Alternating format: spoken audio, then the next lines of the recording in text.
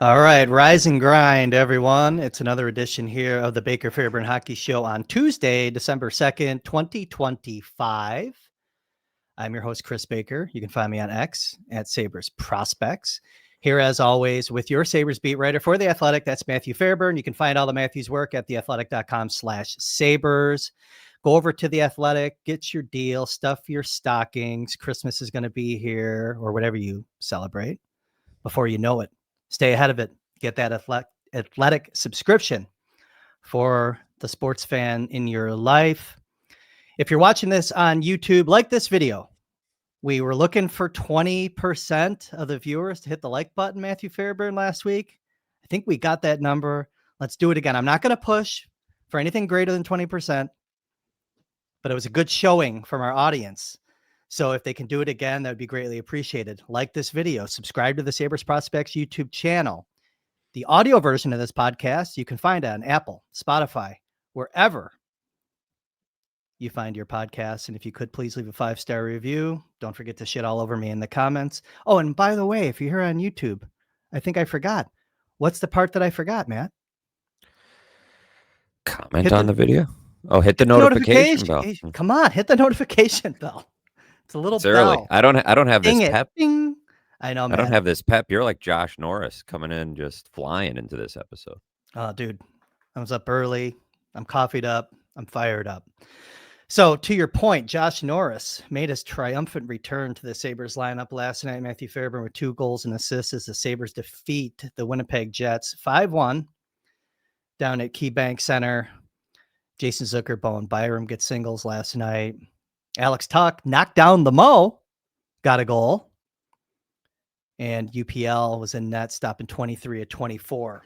So it's been a little bit since you and I talked. We did Monday, Wednesday, and then we just broke for Thanksgiving. We saw the Sabres have a stinker the day after Thanksgiving, getting blanked by New Jersey on home ice. I think it was a sellout, the third sellout that they've had this season. Then they hit the road. Well, we also haven't spoken since the Penguins game, right? So that was Wednesday evening. That's true. Wednesday morning. So they had true. Yeah. They had a bit of a stinker in Pittsburgh as well. Tough game for them there. And then they got blanked 5-0 by the Devils. Had that thrilling overtime comeback or shootout comeback win against the Wild, and then big night last night at the arena downtown. So it's been the Jekyll and Hyde Sabres, like we've talked about so many times this year on the show, and they're 11-11-4, 500 points percentage. They've won 4 of their last 6 of their last 9, if you want to kind of look at it that way and frame it that way. And now they're going to be hitting the road for what is actually their longest trip of the season, a 6-gamer that starts Wednesday night in Philadelphia. And they'll be looking for their many years, by the way. It's been it's been a long time since they've been on a trip this long. I want to say at least 10 years. So no kidding. A 13-day trip. Yeah, you keep yapping and I'll find the exact stat on that. Oh, I'm yapping. I'm ready to yap. But no, I mean, look, this is a team that hasn't had a 3-game winning streak all season. They did get one near the end of last year, so now they're going to be looking for that. But a couple takeaways from the game last night, but there's just, as a whole, like when I looked at how the lineup was sketched out last night, and then it came to fruition watching them play. They got off to a really hot start in the game, just dominated the first period, put up 3 in the first period, I think it was. I was just looking at the lineup, and I'm saying, this is one of the better last place lineups that I've seen in a long time, number one. And it kind of came to fruition, like I mentioned, and it was all because really of Josh Norris and his just putting him back in, inserting him into the lineup. There is a trickle-down effect on this team when you get that top line center back and pieces start to fit a little bit better, all the way down to the 4th line, who actually played pretty well again last night. Beck Malenstein, we got to talk about Beck Malenstein at some point. He's just such a mule. Beck Muhlenstein, or as Kevin and Lindy would call him, Beck Malenstein. When will they start to say his name right? I'm still looking for that. But, you see what I'm saying about Norris, though? Maybe he's going to he's just going to legally change it at this point. He's like, when I'm here in Buffalo, he'll just go by Mallenstein. He'll just be, I don't know. They'll get it right at some point. They'll get it right culture at some indicator, point. man. But That's a culture indicator when the I bosses feel like they don't should know how to just say stick your with name. Mal. They should just stick with Mal and leave it at that, or Beck. It's pretty easy. So yeah, this road trip is their longest since January 2012. Wow. Which, if you do the math, Kris, was the first year of the drought. Could they bookend the drought with really long trips? I don't know. Probably not. But anyways. Interesting. The way Josh Norris ties the room together is pretty startling, right? It jumps out at you immediately when you're looking at the lineup on paper and then when you see it on the ice. I said at some point on one of our episodes recently that I believe he's their most complete forward when he's healthy, which he hasn't been healthy very often to show it. But last night is some of what it's a little bit of everything that you see with him. You had that goal in the third period where he just blows away from the Jets' top defensive pair, by the way, gets between them and outskates him, leaves him in the dust, and finishes the play with ease. I mean, how many times do we see similar breakaways from lesser talented players on this team end up off the glass behind the net, somewhere? And he just so easily finished that play. Almost had another one later in the game where he wasn't quite able to get away. But his first, he draws the penalty. Then he's the one getting the puck to the net to start the goal on the power play. So, less than 3 minutes into the game, he has a point. Yeah. And then the goal he scored later in the first period to put them up 3-0, another just subtle play. So he's, he gets to the backhand at the side of the net. He's finding pockets of space and making quick plays. He's very smart. He's the best skater, I think, on the team. Maybe not the absolute fastest top end. We'll see what the edge data says about that, but I think he's their best skater. Speed and skating are different, by the way. Speed true. and skating they're two totally different concepts to me, but go ahead. Yeah. Mallenstein has the top speed this year on the Sabres. Kozak right behind him. So those guys are just head down going, but best skater, I think Josh Norris would have my vote. And now it's really just a question now of how can he stay healthy, right? Can he stay healthy? I was talking to Kyle Connor yesterday before the game. They trained together in the summers in Michigan. They got a loaded group in Michigan. You got Dylan Larkin, DeBrincat, the Hughes brothers, Hellebuck, is a few houses down from Norris out there. They're all around the same lake. Quite the luxury. And Kyle Connor was like, I really think he can be a 40 goal guy. That he has that in him. It's just obviously the big question is, can he stay healthy? He's had 35, I think, is his career high when he was, I think he was 21 or 22 at the time that he did that, 22 maybe, and now 26 years old. Like, if he can stay healthy, this is a real player for them. Now, the health is a big question mark, and it was interesting. I didn't really feel this way watching him the first few times we saw him, but last night, just given the injury history, he's skating around the ice and you're just kind of like, you're a little nervous for him. You're like, oh man, like nothing in the way he played, just watching him. You're like, is he going to be able to take this hit? Is he going to come up? Like, now that there's been repeat injuries here, you wonder, but man, he's a heck of a player. It wasn't just the offensive part of his game that you appreciate when you're watching him play. You mentioned a lot of his, the breakaway speed, and his backtracking is really, really good. The way that he can kind of stifle plays on the rush with his back pressure. You saw that quite a bit last night. The smarts in the defensive zone. When you look at like him and Noah Ostlund, you have some really smart centermen down the middle. And we don't know if Ostlund will stick around for the long term. I mean, he had the shortest minutes last night, all the forwards, but really encouraging to see Norris play. You mentioned, by the way, how he brings the room together. And you may have said that when you were really just talking about the team on the ice, but I think he does actually bring the room together. Is that why you said that?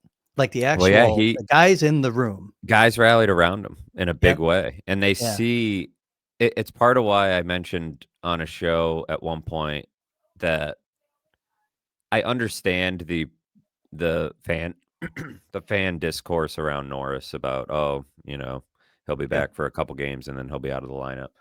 But part of why I was like, just give this guy a chance, because people loved him in Ottawa. Fans loved him in Ottawa. His teammates loved him in Ottawa. And I'm seeing some glimpses of that already here in Buffalo, even though because he's been injured, he hasn't been around a ton. Now, I think one of the benefits to this particular injury for Norris was that half the roster was out too. So he had some company in the training room, got to know some of the guys as they were passing through. But also, he's been in the room for the last few weeks when he was practicing. He was on the road in late October when they went up to Toronto. He's found a way to stay involved, be around the team, and guys really responded to the way he worked and his attitude through the whole thing. Like, it would be pretty easy to not have the greatest attitude if you're Josh Norris getting injured, like to just be down, not even, be, an energy suck or whatever, but just have a hard time with that. But I think he found a way to mentally stay in it, and I think his teammates really responded to it. Now, you got to keep that going, right? It can't just be one night where Josh Norris kind of inspires you, but really good players have a tendency to do that. They make you believe that you can accomplish a little bit more out there and take some of the pressure off of Tage Thompson. Maybe he can play a little more within himself consistently, take some of the weight off of Alex Tuch's shoulders, and we'll see. It could be the start of something good, but like everything else with this team, there's caveats. The caveat is Norris has to stay healthy, but the real caveat on top of that is this team has to string wins together. This team has to find a way to make it not just one or two. They're looking for their first 3-game winning streak when they go to Philly on Wednesday. Like, they've got to stack some of these together, because all that did last night was get them back to a 500 points percentage, which a 500 points percentage is what, 82 points? That's not going to get you very far in this league. And they've spent a grand total of about 2 weeks above a 500 points percentage in the last 2 seasons. So that's the next challenge for this team. But yeah, definitely he's definitely a good locker room guy, Norris. There's no doubt about that. Game to game, right? That's all you can do is go game to game. But let's look at the 6-game road trip that they have coming up. And by the way, the Sabres are 2-6-2 on the road. So obviously shit's about to get real. It's a long road trip. They're not playing well on the road. Things are going to come to a head here. We're going to find out who the team is here on this road trip.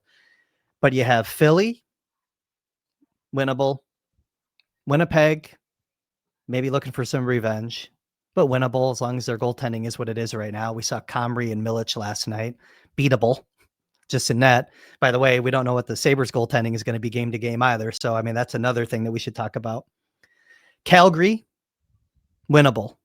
Edmonton, Sabres have played well in Edmonton when they've gone out there. Different iterations of the Sabres, I think, have done well in Edmonton in the past. They're a different team. They're a different team at home, but yeah, they're still looking for it though. They're still searching.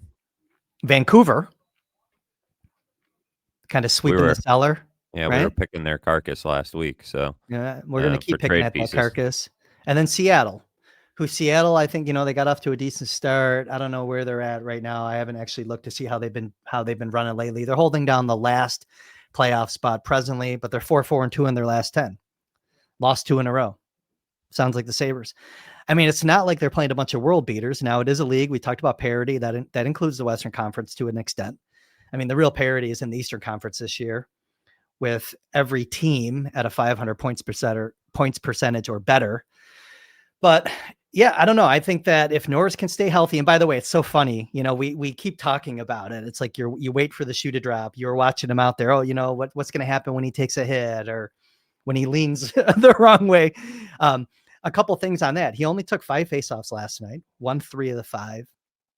And, it kind of, I don't know. It was just, it's, I guess we just need to see what happens. Like when I was writing down my notes, I was saying Josh Norris returned from injury. And I was saying, well, wait a minute, when he's injured, is it his return from playing? Like, you know what I mean? Like there's two sides of it. Cause like, we just don't know. It's one game. You don't want to overreact to it, but man, that first game was really encouraging. A couple other stats before we get into the road trip and goaltending and things like that I found interesting from last night before we kind of move on. Noah Ostlund, I already mentioned him briefly about his smarts, and we saw some of that last night, some nifty little passes, understands the space, offensive zone spacing. His details are really good. He won 4 of his 5 faceoffs last night, 80%. We haven't seen that from Noah Ostlund. Usually we see him losing 4 or 5. So I thought that was noteworthy. The Sabres, by the way, won greater than 50% of the draws last night. The other thing, go ahead. Lindy Ruff mentioned that after the game, and it's been a big problem for this team. Huge. And so to get that type of performance against, I don't know where Winnipeg is on faceoffs, but like I would think they're decent. They got experienced centermen, and it's a good group. So veteran heavy team.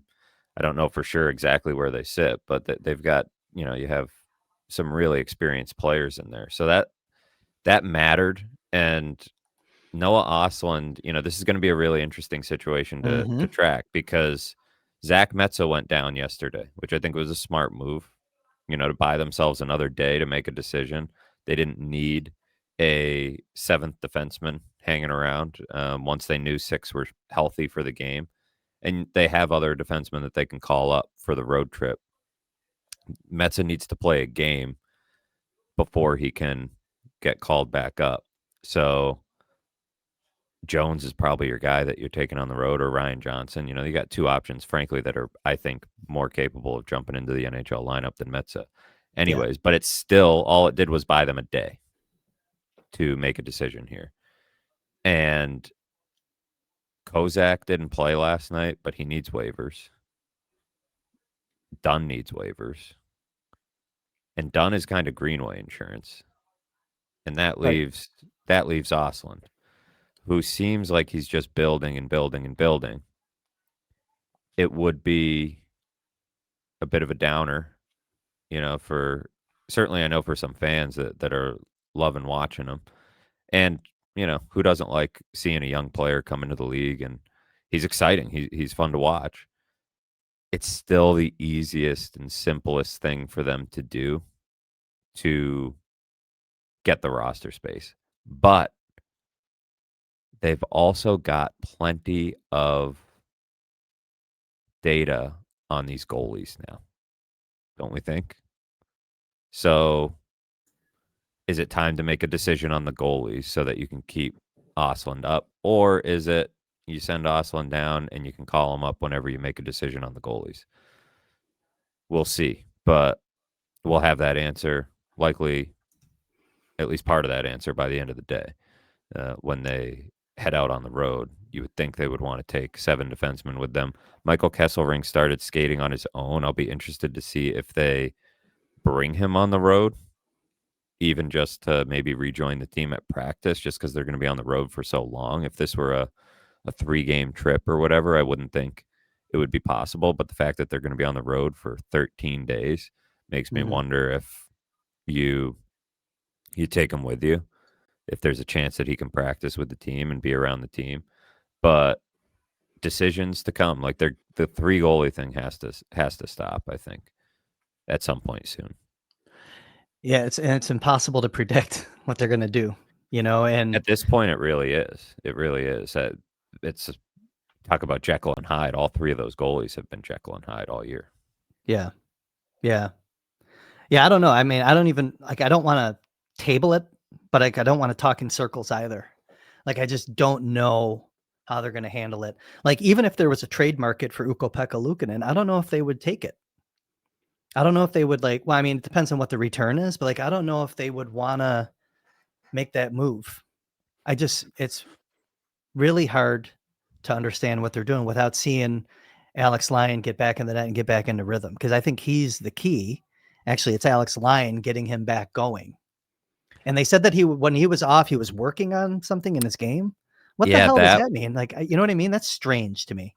That was interesting. That was noteworthy because to that point, a lot of people were asking me if there was some sort of injury, and I saw him at practice all the time. He didn't appear injured in any way, and Lindy Ruff seemed to have a little bit of frustration when I asked him about the 3 goalie thing. I think it was after the New Jersey game, just because I felt like the 3 goalie rotation was preventing any of them from getting into rhythm. Like, you weren't getting a feel for who any of these guys were. And maybe that's on the players partially. Like, you gotta get yourself ready. Like, this is the situation. You gotta find a way. But it's not, every single one of them saying, "Oh, it's not ideal. It's not ideal. It's not ideal." Lindy Ruff is saying it's not ideal. It's hard on us as coaches. It's hard on us as them as players. And that's when he said that about Lyon, that, but he was off for like 15 days. So he Yeah. comes in and he's not very sharp. It's like, well, okay, you know, and all 3 of these guys have gone through that at some point where, and you look at the details of what's happening to these goalies when they're struggling. We talk about it. It's the tracking the puck. That's the thing that you probably lose when you're out of the net for 15 days. And so I just think they've reached a point where it's better for the goalies if there's some sort of rhythm established. But to your point, it is now becoming somewhat impossible to judge the whole thing as far as what they'll do, because Lyon's not playing well.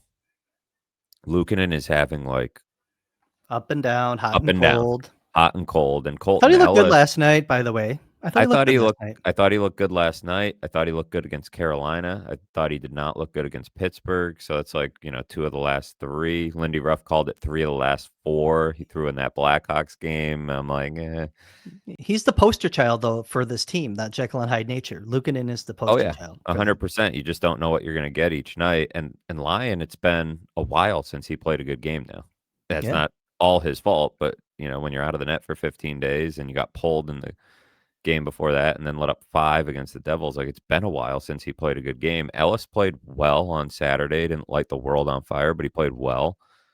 So, what do you do? What do you do? Like, I don't know which of these guys, You which of waive these Ellis. 2 You you waive probably Ellis is what you do, you I think. you probably either waive Ellis or you could easily find a trade partner, unless you're hopeful that he can go down. You can sneak him down to the AHL and, have a tandem down there. If that's worth it to you to keep him in the organization and try to get him to the AHL. But I think he would get claimed by St. St. Louis? Louis. They have some of the worst goaltending in the league right now. So St. Louis would probably claim him and then look to move like a Bennington. Like, isn't like a Bennington like Edmonton deal or something like that? Like, his name's that's been out probably there, holding yeah. them up. Yeah. So I think it complicates the situation for the Sabres, but it just feels like they've got to make a decision when they're getting healthy like this. Now, if St. Louis wants Ellis back, aren't you just playing the waiting game? Like, they know the situation that Buffalo's in. It's not like, oh, we'll just give him a pick. Or no, they could probably get him for free based on where they're at in the standings. Who else wants goaltending? They're probably And they're just not in a waiting it rush, out. right? Right. They're not in a So rush.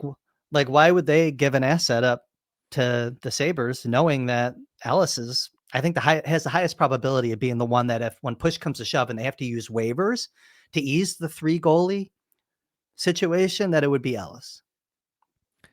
The other possibility, now that he has struggled, still not my preferred option because of the way he played early in the season and because of the way he is in the room. But Alex Lyon, he's easier to trade probably than Ukko-Pekka Luukkonen in some ways. I think teams would prefer 26. Luukkonen's 26, right? Like a 26-year-old with some upside, but the contract is tricky for him.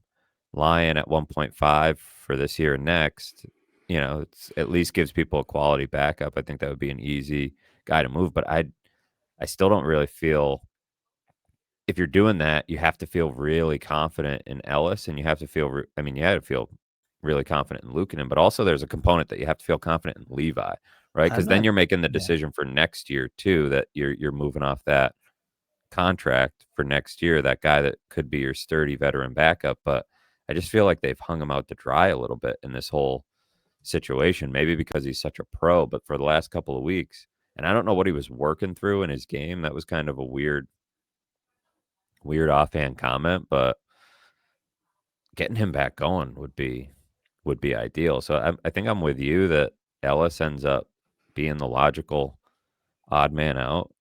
And there's really just no other way. There's no other way for them to make room unless they make a trade. Right. With their forwards. These people that are like, just waive Krebs or it's like, no, you'd move them, right? We should talk about Krebs too, by the way. But yeah, listen, I think with Ellis, so it's just the most logical move to me. Lyon, so you're 32% of the way through the season right now. And when you look at your goaltending snapshot, again, Jekyll and Hyde across the board for almost every player, including Alex Lyon. When Lyon was going at the beginning of the season, I think he's been the best goaltender that they've had. And the underrated part of Alex Lyon in this lineup is something that we've talked about often. And it's that veteran guidance, leadership, wisdom that he has, even if he's not playing at the same level he was to start the season. That's why I go back to the beginning of this goaltending conversation, Matt, and I say, you got to get him going, or like he's the important one to get going because it makes it easier. Because I think that the way they came into the season with Lyon and Luukkonen is probably where they want to be when they get to the other side of this three-headed goalie monster situation. So I don't know. It's tough. But here, the last thing I'll say on this, Matt, real quick, is that this is why sending Oslin down is the easiest move for them to make. It's because he can go down, and hopefully it's very short term if they do elect to do that. And I'm not saying I want that to happen for the team because I like watching them play like the fans do.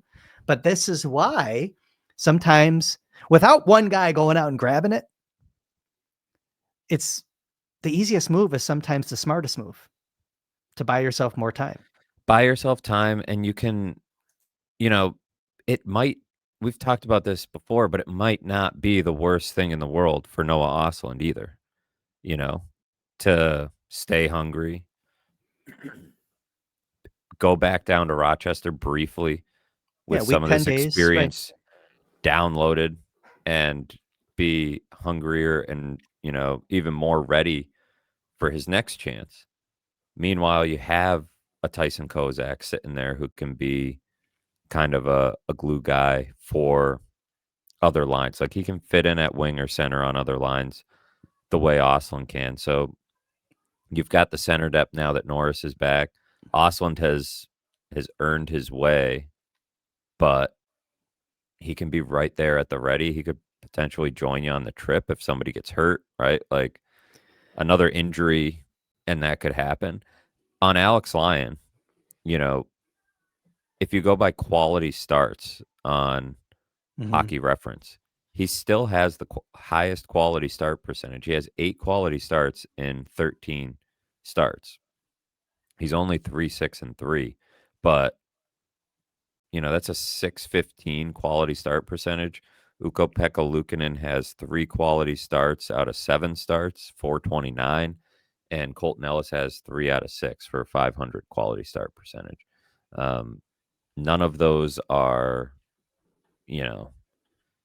incredible on their own, but Lyons is solid, and whatever he lost, they've got to find a way to get it back. And whether that's just like playing a few more games or what it is, they've got to find a way to get that back, because we saw he's not Craig Anderson quite, but we saw what Craig Anderson did for this team. Like, you can get leadership out of the net, right?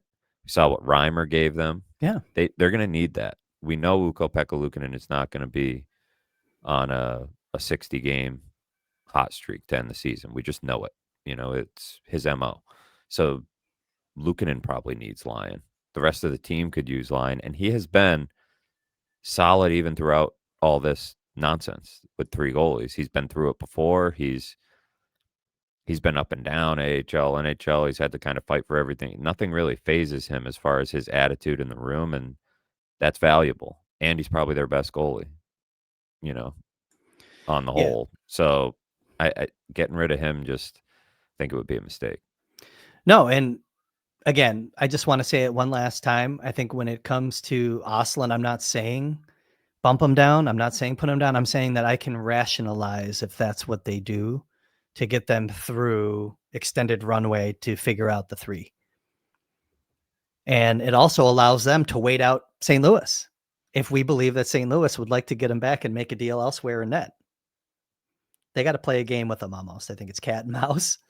If they believe that he would be claimed if Ellis is the one that they waive. So I guess we'll see where it goes. I don't want to belabor that any more than we have. Because I still want to look at this lineup and how they're set up going into this road trip, Matt. I think that that's kind of, on the assumption, I mentioned it at the top, when Norris comes back, things fit more into place. So they went Benson, Norris, Thompson at top, Doan, Ostlund, Tuck, Zucker, McLeod, Quinn, Greenway, Krebs, Malmstein. Greenway, Krebs, Malmstein, by the way, the Sabres had 12 hits last night. The only forwards that recorded a hit, Malmstein and Krebs had 3 each. Greenway had 2. No other forwards had a hit last night. Now the Sabres had the puck a lot more last night. And they weren't, it's hard to hit guys when you have the puck. But thought that was kind of an interesting stat. But Krebs took most faceoffs last night for this team. And you're kind of seeing, like, when they made moves last night, Dunn was not in the lineup. Kozak was not in the lineup. Is Peyton Krebs more important to this lineup than maybe fans want to admit, or maybe that we talk about on this team? Like, there's been quite a few nights, and you can say no, you can totally disagree. I'm just asking the question. I'm not building a business case for this, yes or no. I'm asking the question. There's been a lot of nights when that line, that fourth line, has been dragging the team into the fight. And I'm not saying it's Krebs solely, but is he more important than maybe fans or people that really scrutinize his team are willing to admit? It's certainly possible. I mean, if you ask Lindy Ruff, he would probably say yes. I know, Lindy Ruff is a fan of what he brings to the table defensively, but energy-wise. You can count on him every night to be going, working. He's not he has his deficiencies that I think show up, a lot of nights. That's, he's running out of time to round those out before you just say this is kind of just who he is, right, as a player. But what he brings to the table. I mean, he had that hit last night late in the game that I love that. Logan Stanley comes after him. And I think if Logan Stanley had allowed Krebs to, like, collect himself for a second, Krebs would have gone. And part of having that, I mean, he's got a little bit of a screw loose. There's no doubt about it. Like, he was about to go with 6'7" Logan Stanley. I mean, the result would have been the same whether Stanley had allowed him to get. He gets set beat or up by not. guys that are 5'7". Yeah. Right. So 6'7" Logan Stanley was going to pummel him regardless. But you see Mallenstein jump in there, Samuelson jump in there. Like, Mallenstein, we talked about earlier in the year, was getting some fighting lessons from Mason Geertsen after practice. It feels like he's kind of ready to go one of these times. He's Mason like Geertsen got in a fight the other day in his Rochester game and just absolutely beat the shit out of a guy. But go ahead. Sorry. Yeah. Geertsen, I don't know if they'll ever get him back up to get in a fight up here, but he was imparting some wisdom on Mallenstein, and Mallenstein, he's like the all-time nice guy. He's just like really a friendly guy, and he hits really hard, but fighting just doesn't seem like it's totally second nature to him. But it seems like he's getting there. He's playing a little angrier, and he jumped in. These guys really like Krebs, and Krebs had that play on Saturday night that started that goal, got the puck on net. Yeah. And Dunn and Mallenstein crashed the crease. It's what's interesting about this whole roster puzzle, because I mean, you're absolutely not just waiving one of these veteran forwards, like Krebs or Greenway or, these guys that people want to lump into that bucket. But Krebs is also, in an ideal world, he's that nice 13th forward to have that can, he's either an every night guy on your fourth line, or if he's not going and somebody else pushes him out of that spot, he's fighting to take somebody's job on the wing, or, that fourth line has been their energy line a lot of nights. It's been more of what Lindy Ruff envisioned last year when their fourth line really was a total swing and a miss. Obey Kubel and Sam Lafferty and Mallenstein. Really, Mallenstein was the only one who hit. And what's interesting about Mallenstein is this is what, his third full NHL season. And because he's a bit older, sometimes it's easier to forget that. You don't look at him as like a young player. But still, I think we're starting to see some of that experience really benefit him, and just an understanding of how he needs to play and what he needs to bring to the table. And they've found some good combinations on that fourth line. There's this pocket of 4 or 5 guys. You could probably throw Kozak and Dunn and Greenway into that bucket that, they all like playing with each other. And it's been kind of this consistent thing that they can go to. So the roster puzzle, Dunn is kind of your Greenway fallback option, right? As Greenway's working his way back. And so you really don't want to send Dunn down at the moment. And Kozak, it'd be interesting to get, an honest answer from Lindy on why he was the odd man out last night. But he did have a tough defensive play on Saturday against the Wild, which was rare from him, but still stood out for sure. So, maybe there was a little bit of that into giving him a night off, but something has to give it forward in a way too. So, long answer to your Krebs question, but it all kind of ties into it. But he's been the constant there. He's not a guy that's coming out of the lineup for them. Well, that's what I mean. I mean, like, we know Lindy likes Kozak. And maybe you're right. Maybe there's a little bit of that. Maybe Kozak, some shortcomings on recent plays in recent games. But I think that it's Krebs, what we've seen at various points in the year, is out there kind of leading the charge. I love that play last night when he hits Perfetti. Clean hit, late in the game, protecting the lead. They didn't let up, and that was emblematic of the Sabres not letting up last night, was that play. And I don't know. There's just something that I just want to say, because I think with Peyton Krebs, he was part of the Jack Eichel trade. And that puts a target on his back. And he hasn't achieved the first round draft potential that came with him going, 17th overall, I think it was.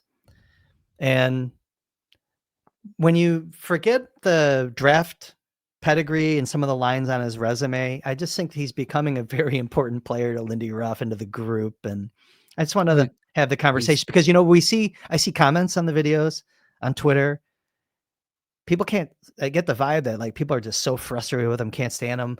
Like when the first name off the list, and when they like get rid of so-and-so when things aren't going well, it's always Krebs. And I'm saying, well, wait a minute, let's look at it the other way and just have the conversation. I wanted to see where you were at on it, because you and I haven't talked about it here or even offline. He's one of those players that in a different context, I feel like fans would rally around, maybe even in a different town if he was just a guy that came through the system, right? Or maybe if he was picked in the second or third round and if he just had Kozak's backstory, right? This would be a guy that people would rally behind. And because of all the context with him, he gets definitely an extra level of scrutiny. Definitely some of the play strength is coming around for him. I think that hit, he's had a few of those this year where it's like he goes in to make a hit and you don't think he's gonna toss a guy, and he does. I think he has to pick his spots. It's not like, Cole Perfetti's a brick shit house either.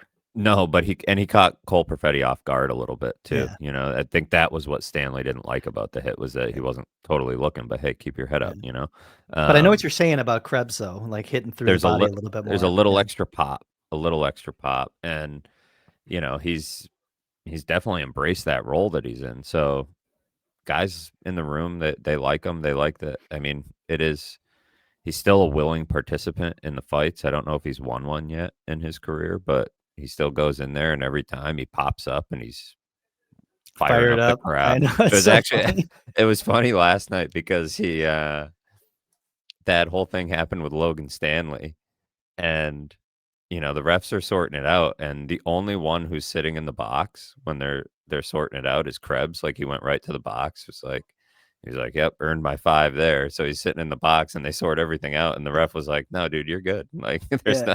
you got nothing there." Like, Malenstein got 10, Nemesnikov got 10 because they both sort of went at it afterwards, and then Stanley got 2 for roughing and a 10-minute misconduct, and the rest were like, "No, you're fine, man. Like, you didn't do anything wrong."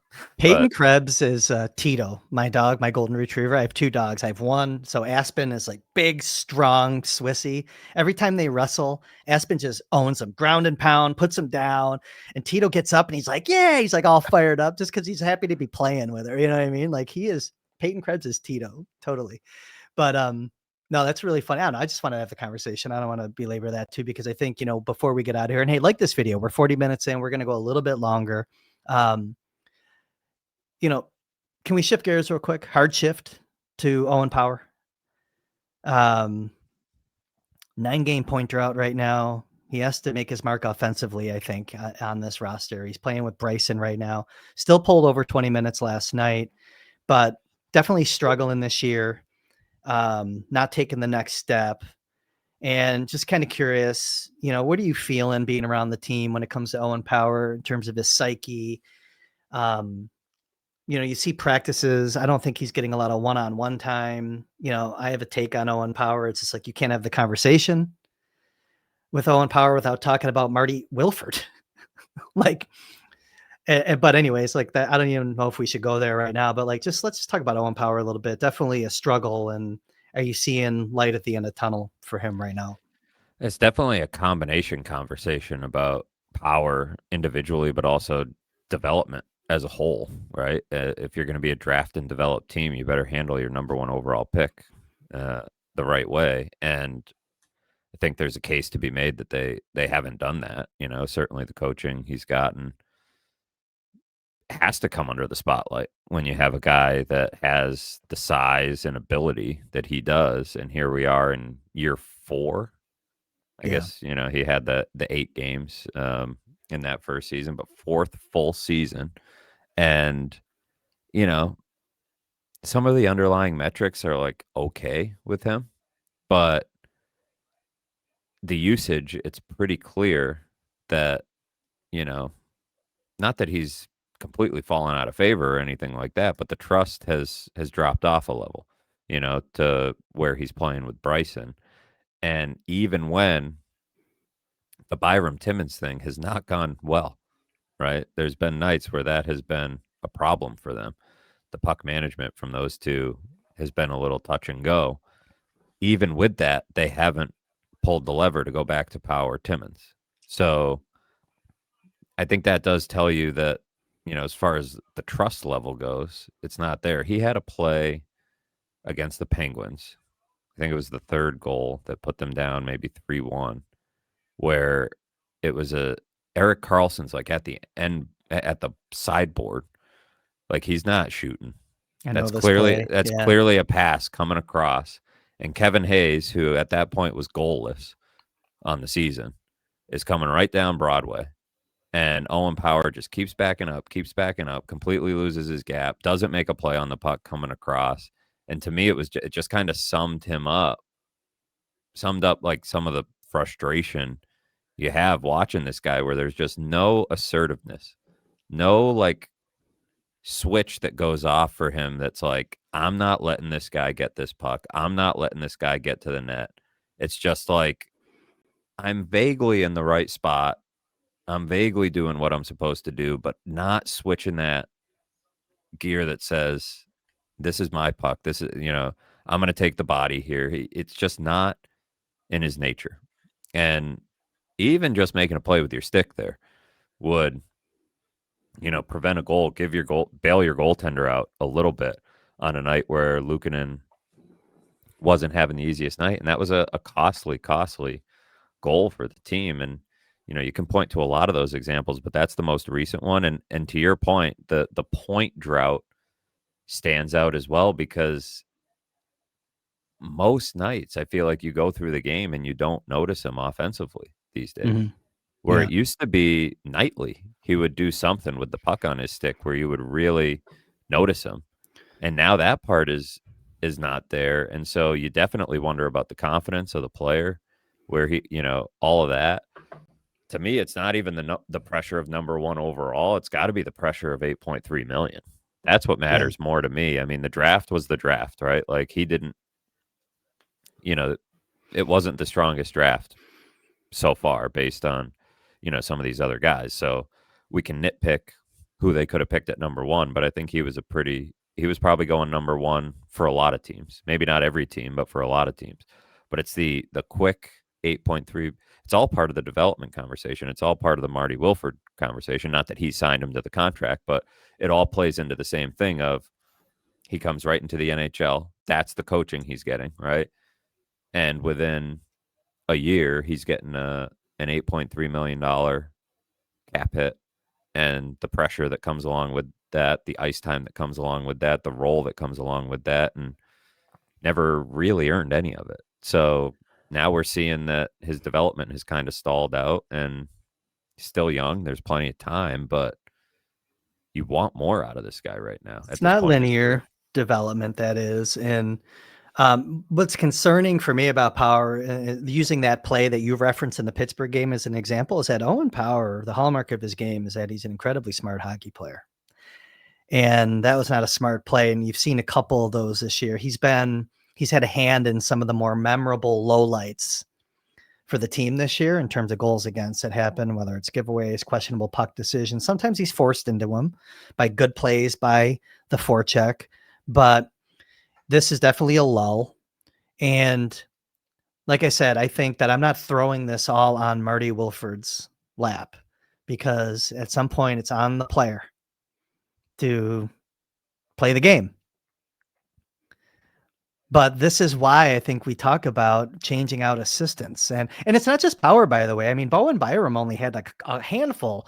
I think you can count on one hand the number of AHL games he played in Colorado system before he got hurt. Bowen Byram is probably not, he's stalled a little bit too since coming to Buffalo, Sure. being under the guidance of a Marty Wilford. So I'm not taking Power off the hook here. But I think that those parts of the conversation are handcuffed together. What's Marty Wilford's resume for developing NHL defensemen? Does anyone know? Not much one. What did he spend a couple years in Anaheim? Yeah, I don't know. Like, I just want to figure it out, or at least, what's the agenda? What's the development plan for the player? And maybe it's not all on Marty Wilford either. I mean, Don Granato has a hand in this, being here, for And the Lindy early Ruff. parts of Owen Power and Lindy Ruff, right? Because Lindy Ruff is the one in part trying to get him to play a different way, right? And so, I think about that conversation I had with Kris Pronger in the spring, and he was on the game last night. I don't know how he was on that broadcast. Probably a little more filtered than he was when we spoke in the spring. But, one of the things you mentioned is like this is not a physical guy. Like, so if you're trying to coach something into him that's not quite there, you're probably taking the wrong approach. Like there's Right. things you can do to make him a better player without trying to turn him into something he's not. And, getting him the right partner is part of it, but the right type of coaching and putting him in a position to succeed, all that stuff matters. And to Marty Wilford's, defense a little bit is when you're at the NHL level, you're not really totally in charge of like developing players, right? Like you got a Right. lot of other stuff on your plate.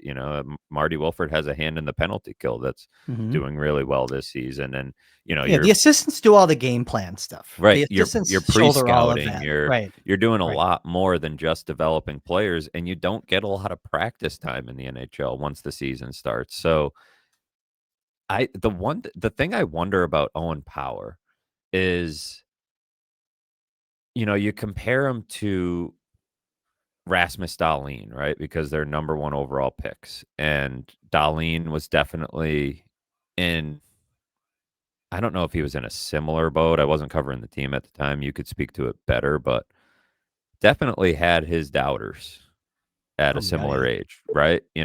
Before Don Granato took over, I think there were people that were questioning Darlene, and probably even early in the Granato years. But knowing Darlene now and, just knowing him, watching him all those years, you never questioned like the intensity, the the like he The cared. drive to be The great. drive to be great, the intensity on the ice, he needed to grow into it, right, and have the strength to really be that type of guy night in, night out, but, like, that care is there, and Owen Power spends a lot of time on the ice at practice, he's out there a lot, but is there that same intense drive? Because you can spend a lot of time on the ice, and It's just the nature of Owen Power as a human being. Maybe he's he laid doesn't have back. that competitive fire. Yeah. He's a laid back kinda guy, and, you know, I had this thought because, all that stuff Pronger said in the spring, like, and then this week, Andrew Peters and Craig Rivet were talking about Power and laying into him, pretty good. And Pronger mentioned this at some point when we were talking, and I had the thought, like, if he listens to that, like, does it really piss him off? Like, if you said all that stuff about Darlene and played it for him, he'd, it would light a fire. It would really piss him off. And when I talked to Owen Power for that story last year, and I was kind of, discussing some of this stuff about like the pressure or the criticism and all this, and he was just like, I don't really pay attention to it, like, and like I believe him. Like he's so even keel, and he's like, yeah, I Yeah. just worry about my own game. I'm just doing this, and like, but like Pronger's point was, he should somebody should piss him off. Like somebody should get him angry because some of that needs to come out. Because even if he's not super physical, if he played a little bit more intense, like the Kevin Hayes plays don't happen, right? And so that's what you want to pull out of a guy. But when you're a number one overall pick and you've got an $8.3 million cap hit, and everything's kind of there already, can you pull that out of him? I'm more interested if you can pull that out of him than if you can pull the physicality out, because you mentioned like some of the mistakes he's made have been forced by the forecheck, and you wonder at a certain point if teams are like, throw it in there. Like you're not going Mhm. to get hit, and he doesn't like to get hit, so let's test it out. And that's something he's going to have to fight through, that all young defensemen have to deal with, right? They know, you know, I think, Victor Hedman, when we were talking last year, is kind of a good example too of a guy that isn't incredibly physical, but has learned how to use his body Yeah. effectively, and has learned, you know, the right plays to make, with the puck. Really, I mean, he's one of the best defensemen of this generation, but that's the bar, I think, when you get picked number one overall. And in a similar way, isn't super physical, but like look at him at 21, 22. He was already starting to become the guy that he is, and we haven't seen that from Owen I Power don't know yet. if it's true though. So here's the thing. The Owen Power conversation is a mirror of the conversation that was happening around Victor Hedman in years 3 and 4 and in his 5th year. Um, Now I think, they invested the time and patience into Hedman, but it's not like he just like was like a snap, he got it right away. He wasn't. That And there for sure he and wasn't. so I just want to make sure. So I guess I'm not saying it's the same thing here with Owen Power. It's a frustrating time for fans to be watching Owen Power to the point of pissing him off. The pissing him off has got to come from Lindy. Maybe that's where Marty Wilford can help with that somehow. I don't know. But I think there's a delicate balance where I don't kn so you don't bench him. You don't scratch him, I don't think yet. I don't think that he's done anything to that effect. You just need to get more out of him. They gotta figure out a way to coax more out of his game, but I don't think and look, I mean, sitting him would piss him off, but I don't think that's the move. I don't think that's the move. I don't think it's as drastic, the action that you need to take I don't know to if you wake have them up. the I don't know. You don't have the horses to either. I You're don't going know to if hurt you your have the team by horses doing that. to, right? Right. You could So, plug Ryan Johnson in for a night, but is a Johnson Bryson pair going to be what you need? well, look, I don't have this up in front of me. No, the answer is no, by the way, but I don't have it up in front of me. I could probably get it real quick. How many minutes has he played with Kesselring this year? Not a lot. Not much, right? Kesselring got hurt in that game, right? They were Yeah. playing pretty So, well together, and Kesselring got hurt. I think that, and I could probably bring it up. I mean, I can do it pretty quickly, but I think that that's the move because, even though you mentioned Timmins Byram has been kind of sketchy at times, maybe the move, this is the opportunity when Kesselring gets healthy, you put him back. And the plan that maybe a lot of fans and likely Lindy and Kevin had when they acquired Kesselring over the summer. If you go back to the comments at the end of last year, we got to get Owen a partner, blah, blah, blah. They go out and they get Kesselring, but then they didn't really play together much, I don't think. Do you have it up in front of you? 19 minutes at 19 5 on minutes. 5. So 19 minutes. Like, put them together and see if that helps. And he had a bunch of time with Connor Timmins earlier in the year, but That worked. Yeah. they were at 51% expected goal share. But with Kesselring, it was 72% in those 19 minutes. Like it looked good. So I think, look, you need to get him going. So to your point, like benching him, I wouldn't be totally opposed to the idea. It's just that they don't really have somebody right now. It'd be different if they were fully healthy and you're plugging Bryson in for a game.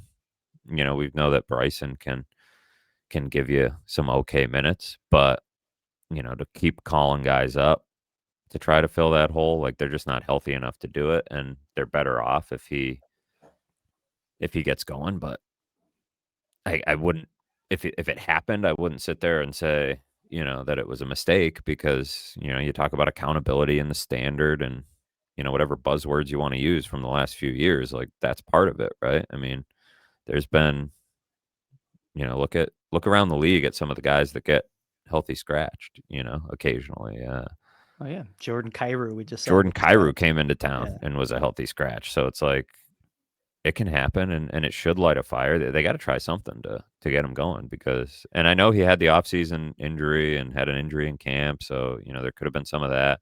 And like I said, the underlying numbers are still okay. So you'll look at the some of the analytics and say like, oh, he's been okay, but they're getting outscored with him on the ice at 5-on-5. And I think we all see the compete isn't there where it needs to be.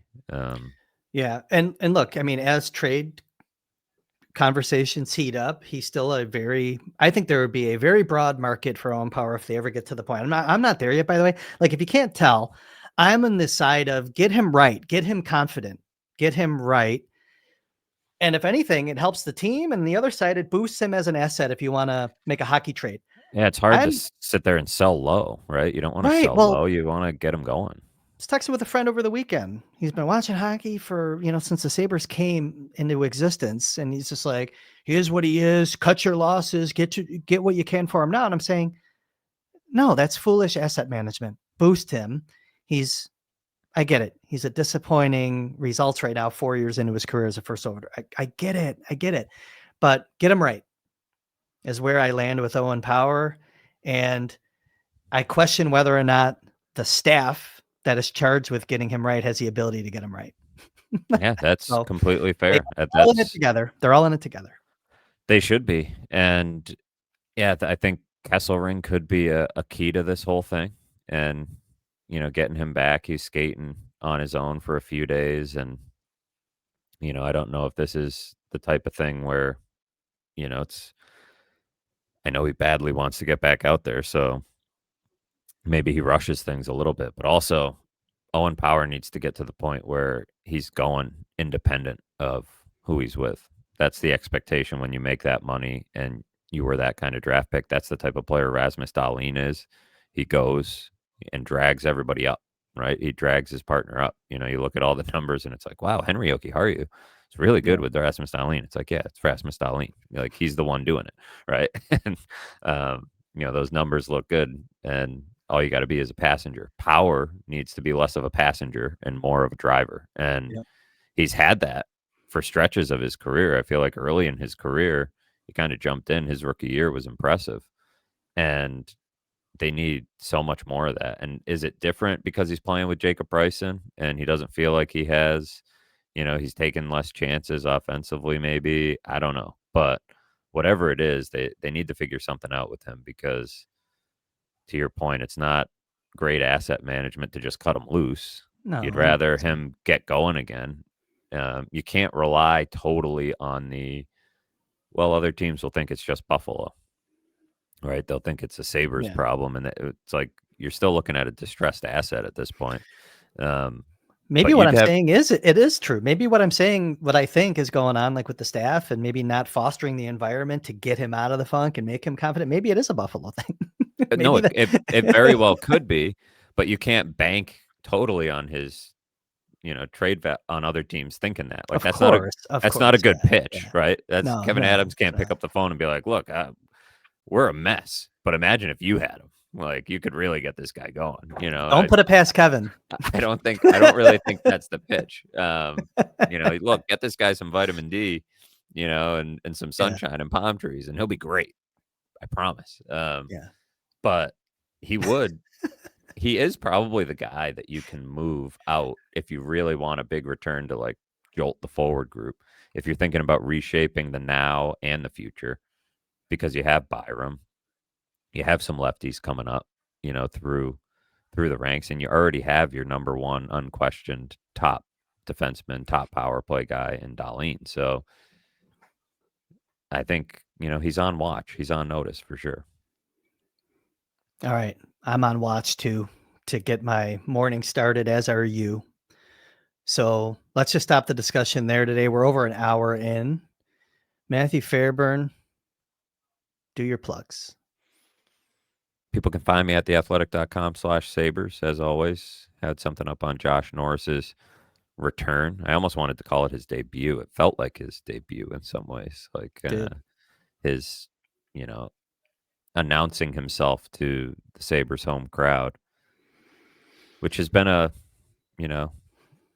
maybe we'll talk about that before the road trip gets going in earnest. But the home crowd has been an interesting subplot to the season. They were pretty plucky on Friday with their beer sabers in hand after Tage Thompson's fight. They were real into it, and then they were then once again turning on the general manager by the end of the day. And then last night was a pretty decent crowd. God, I forgot about that. Seems like forever ago, man. Because I know this is what happens when we have kind of a 3-4 games to get to in one here, but so that's been kind of an interesting subplot here that maybe we'll have time to get to before they're on the road and firing things up. But yeah, people can find me at theathletic.com/Sabres. They can read everything I'm writing there. I'll be on this road trip for a portion of it. I head out on the weekend to meet the team in Calgary for the Western Canada portion of this trip. So I'll have some stuff coming from that, and we'll be back in the saddle here pretty soon as well, I imagine. So like the video. That's right. Tell your friends. All right, Matthew Fairburn. Follow his directions. Get over to theathletic.com/Sabres and read all his work and subscribe if you're not already. So for Matthew Fairburn, for the production crew, who is wondering if Tage Thompson is going to keep taking the lion's share of the faceoffs, or will Josh Norris assume that responsibility moving forward? I'm Kris Baker. Thanks for tuning in and making the Baker Fairburn Hockey Show part of your routine. We'll see you next time.